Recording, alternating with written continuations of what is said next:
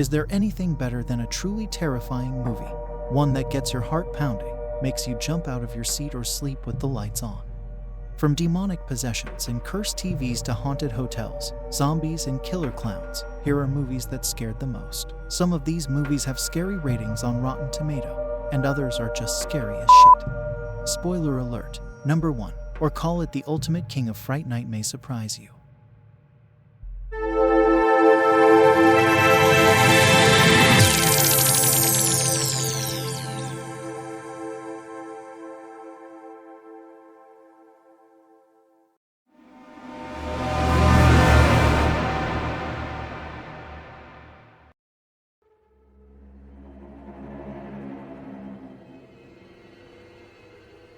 Is there anything more terrifying than the idea of bringing up a young family in a world where brutal monstrosities with supernaturally good hearing hunt down the last of humanity? John Krasinski's first horror, in which he also stars with wife Emily Blunt, follows the Abbott family as they silently creep through a truly miserable existence where every single sound could be their last. Playing with movie audio in an entirely new way, A Quiet Place might have a simple premise, but this is 90 minutes of sheer muscle-crunching tension.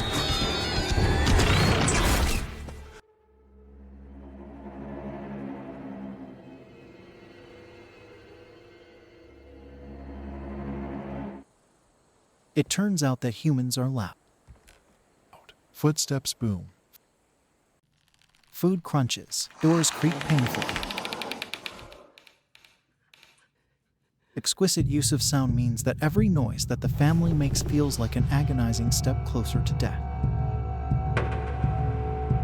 Electric performances from the entire cast, especially young Millicent Simmons, command you to watch every single frame, holding your breath if necessary.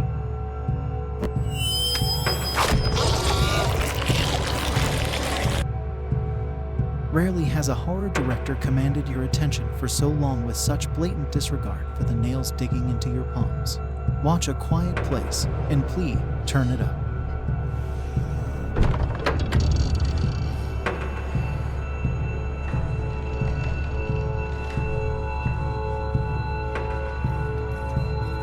A Quiet Place Part 2 is also as terrifying as Part 1, but after watching Part 1, the adrenaline rush prepares you for Part 2.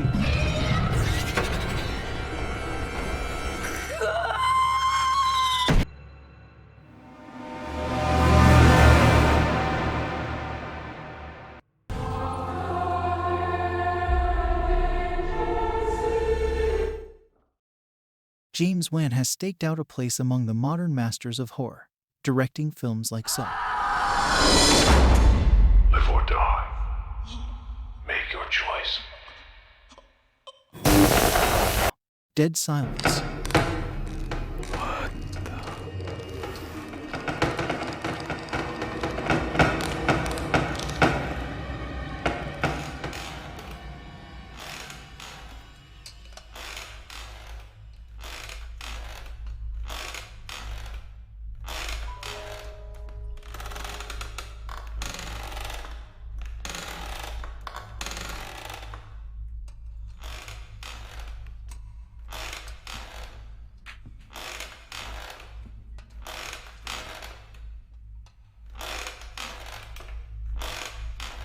Very sure.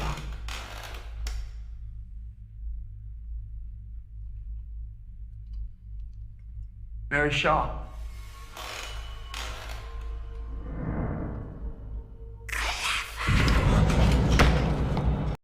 Insidious.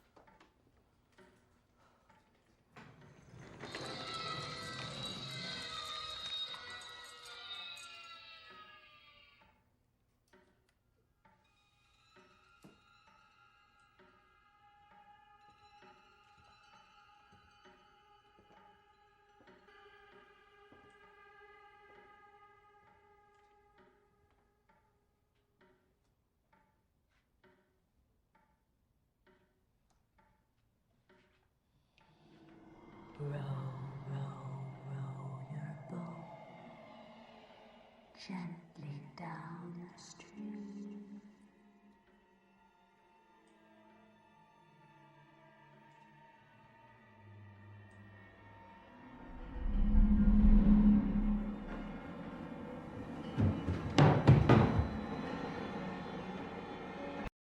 and this inspired by true events chiller based on the experiences of real-life paranormal investigators Ed and Lorraine Warren. The Warrens, best known for their work on the strange case that inspired the Amityville horror movies, which played a part in The Conjuring 2, were portrayed by Patrick Wilson and Vera Farmiga, who grounded the effective jump-scares and freak-out moments in world weariness. In 1977, paranormal investigators Ed and Lorraine Warren travel to London, where single mother Peggy Hodgson believes that something evil is in her home. When Peggy's youngest daughter starts showing signs of demonic possession, Janet, are you all right? Stop calling me Janet. She's such a good girl. What's there wrong with her? An oppressing spirit will try to force you to commit the ultimate sin. And what's that? Murder, suicide, or both.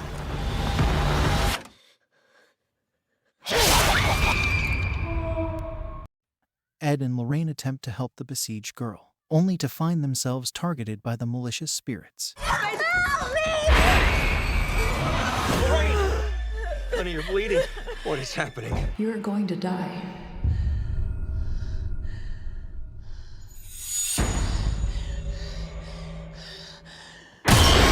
Together, Wan and his co-leads found fresh terror in familiar genre tropes, and the end result is a sprawling cinematic universe that only continues to grow. Hey, Watch out for Conjuring 3. you okay there? Jesus. The Devil Made Me Do It. I think I hurt someone.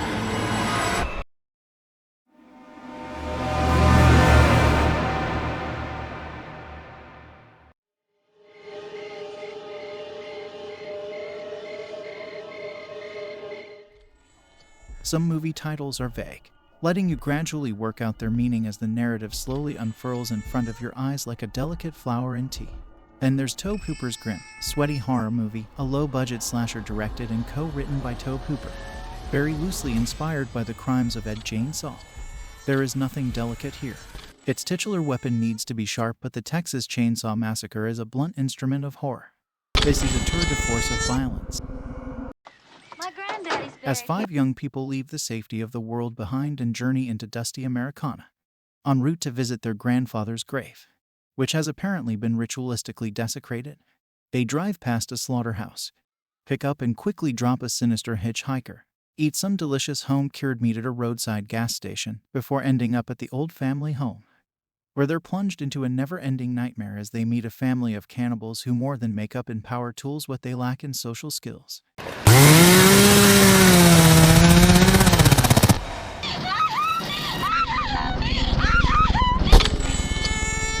But what is so scary about this movie?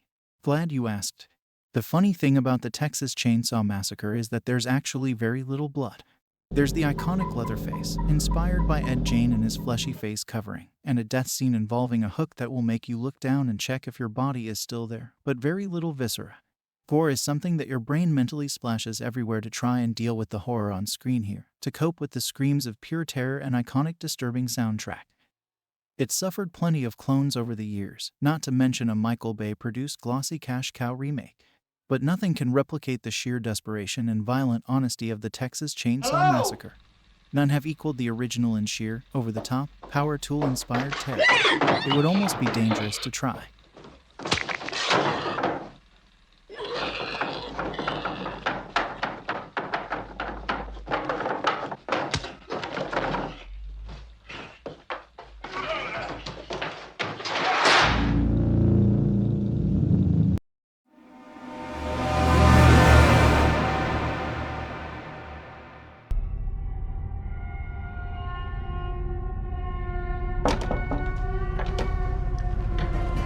Writer-director Ari Aster made a huge splash with his feature directorial debut. A dark family drama about the nature of grief couched within a supernatural horror film. Toni Collette earned a spot in the pantheon of great Oscar snubs with her slowly ratcheted up to 11 performance as bedeviled Mother Annie. But the movie's biggest shock came courtesy of, well, we won't spoil that here.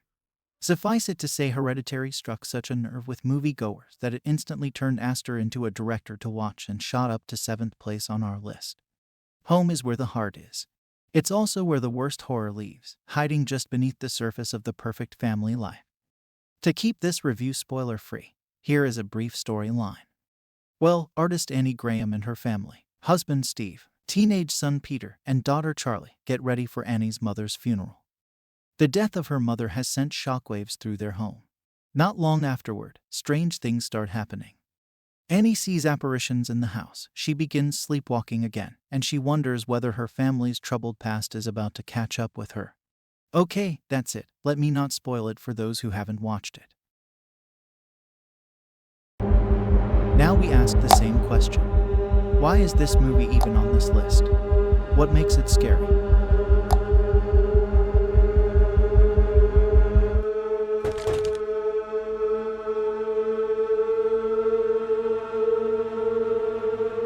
Peter! Peter, what's wrong?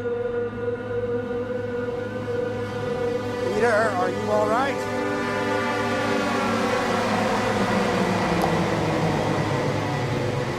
Can you breathe?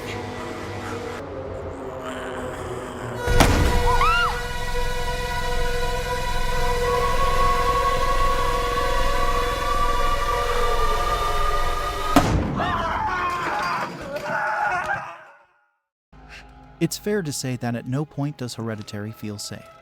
Nowhere during its 2-hour runtime do you feel like you can stop and take a breath, or even make a guess as to what's coming next. Is this a supernatural movie? Is this an exercise in grief, similar to The Babadook?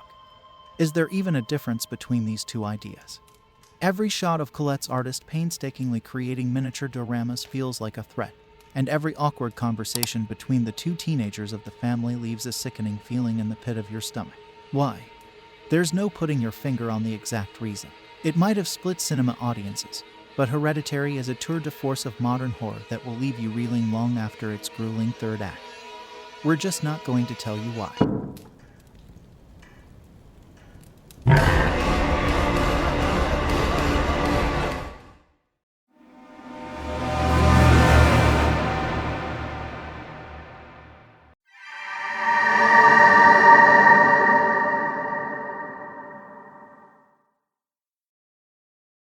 While the Blair Witch Project revved found footage horror back into action like a haunted motorbike back in 1999, Paranormal Activity is where things got dead serious, using its low-budget effects and mockumentary method to great result. Writer and director Oren Peli's first movie, Paranormal Activity, turns a simple haunted house story into 90 minutes of relentless suspense.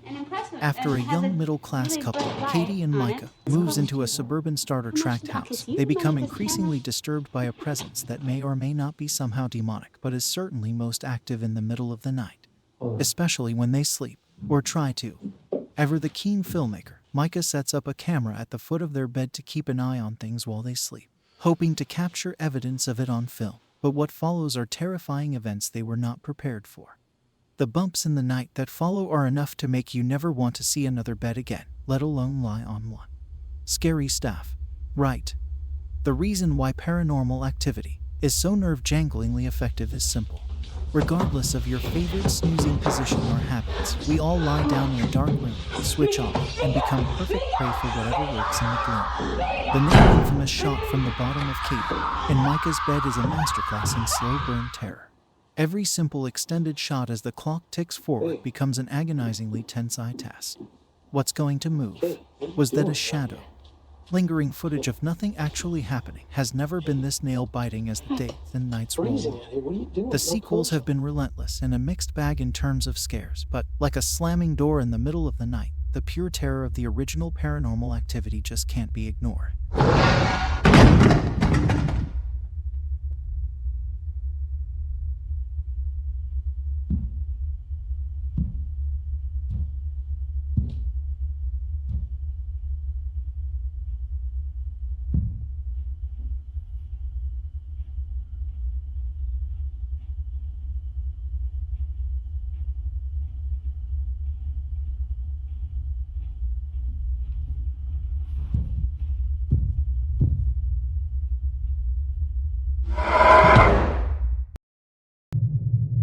Now let's get to business. If you thought that you were terrified by the first 5 movies, stop here. Leave the next 5 movies to hardcore horror fans. We will not be responsible if you start getting nightmares or a heart attack.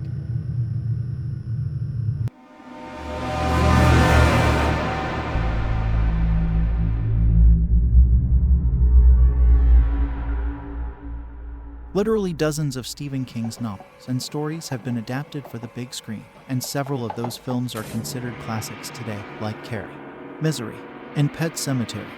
And that doesn't even account for non-horror stuff like The Shawshank Redemption and Stand By Me.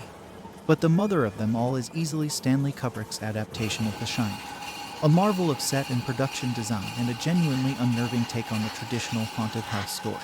Even if you haven't watched Stanley Kubrick's masterpiece, you'll know of The Shining. You'll know Jack Nicholson's, apparently ad-libbed. Here's Johnny!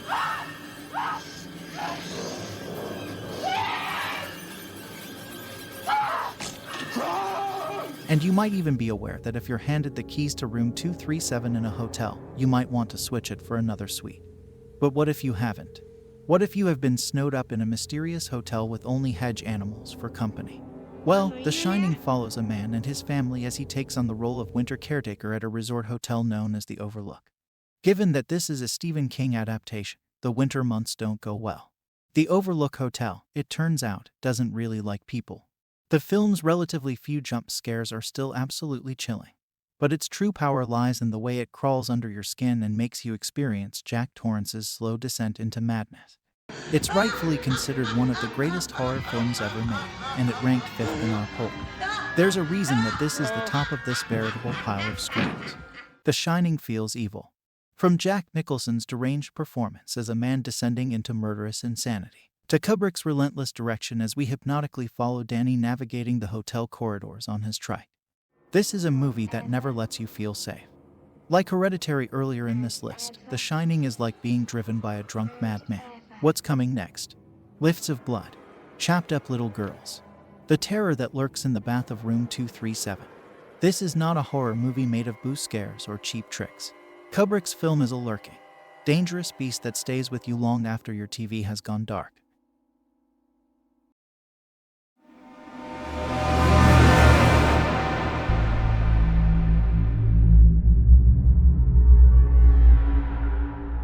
For those who didn't read the scientific study by a British broadband service comparison website which decided to conduct a science experiment to determine the scariest movie ever, we've finally come to the film it crowned the scariest.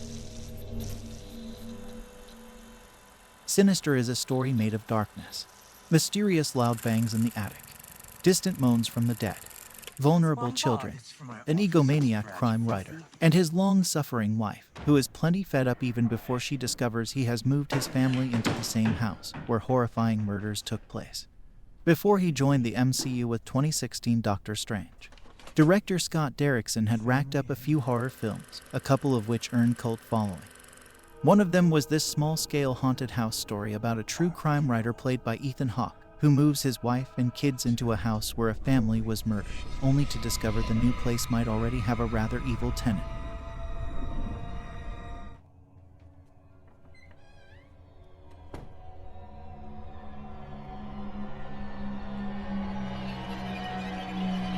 Writer C. Robert Cargill was reportedly inspired to pen the script based on a nightmare he had after watching The Ring. And the story does share a minor similarity with that film. But for many who saw it, Sinister is an undeniably scary movie, with performances adding enough human interest to give depth to the basic building blocks of horror. The dramatic reveals and creepy set pieces far outweighed any recycled genre tropes that might have been present. Plus, there's at least one report out there that says it's the scariest movie ever made, so that must count for something.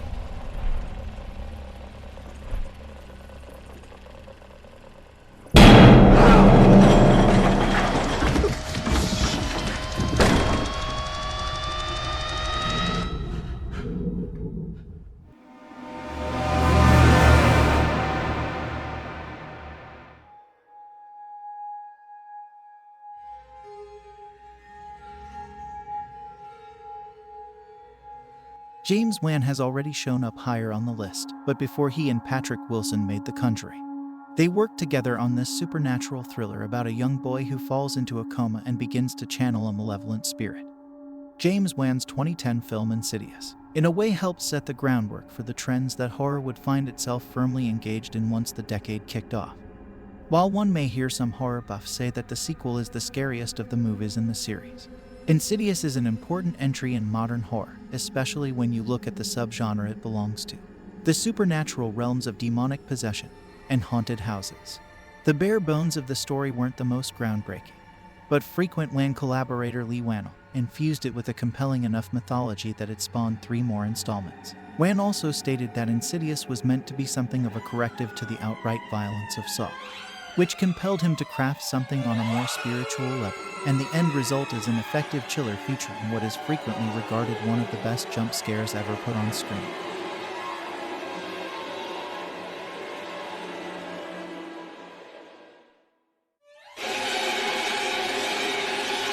Okay, some of you might ask, what is so scary about this movie?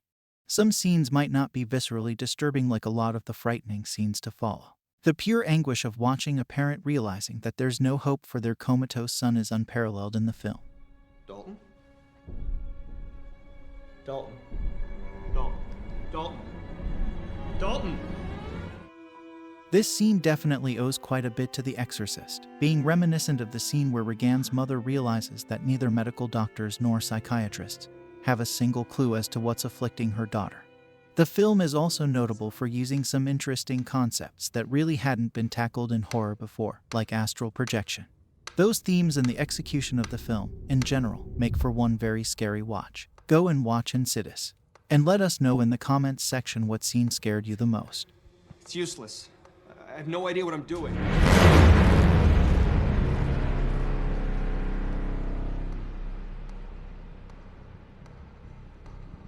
Now get outside. Let my voice be your guide.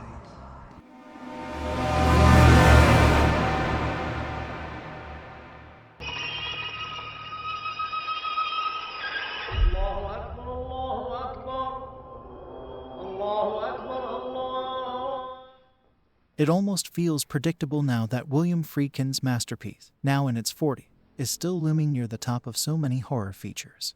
You may not agree that The Exorcist is the scariest movie ever, but it probably also isn't much of a surprise to see that it has made this far on our list. Watch it first, you will understand why.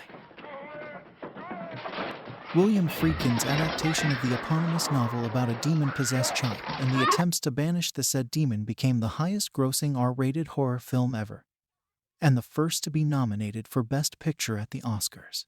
It earned 9 other nominations and took home 2 trophies. But outside of its critical and commercial bona fides, the film is well known for the mass hysteria it inspired across the country. From protests over its controversial subject matter to widespread reports of nausea and fainting in the audience. Its dramatic pacing and somewhat dated effects may seem quaint compared to some contemporary horror, but there's no denying the power the film continues to have over those who see it for the first time. This is the tale of Regan, the daughter of a successful movie actress, who one day occupies herself in the basement by playing with an Ouija board.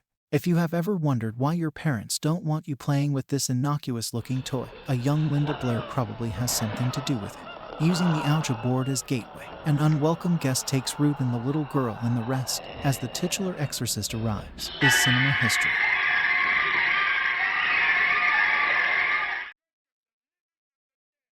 Much like The Shining, The Exorcist is not safe. Unpredictable, visceral, and primeval, this is a movie based on the simplest of premises, but even in its happiest moments, is absolutely anxiety-inducing.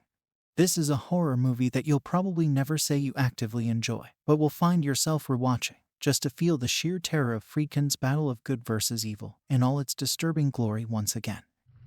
The power of Christ compels you! The power of Christ compels you! The power of Christ compels you! The power of Christ compels you! The power of Christ compels you! The power of Christ compels you! The power of Christ compels you!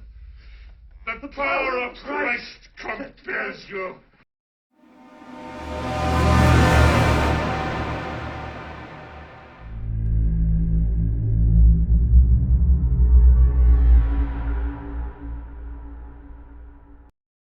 We knew it was on the way, but post-pandemic horror has already arrived in the shape of a Zoom call gone very, very wrong.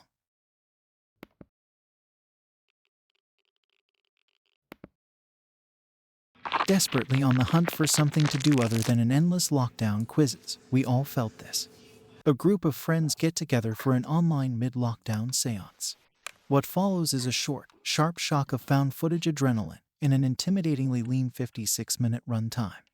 Host isn't the first horror to take place on a computer screen. Yep. Taking terrifying inspiration from Unfriended, The Blair Witch Project, and Paranormal Activity, yet delivering a dangerous, relevant frightmare. Wait, Happy Spookies. I'm sensing some tension.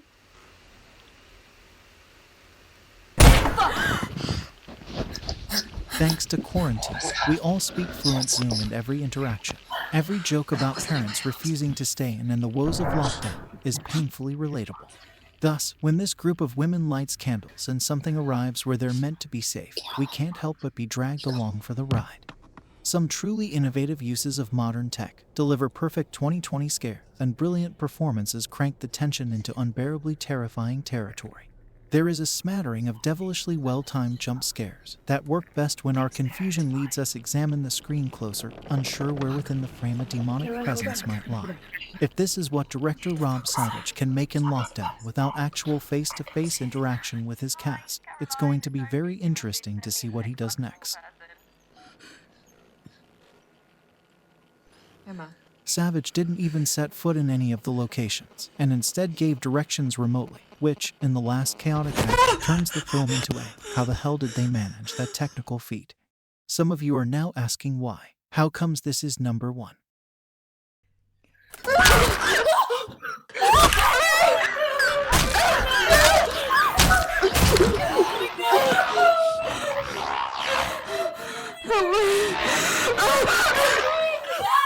Well, Host made this far because of the timing.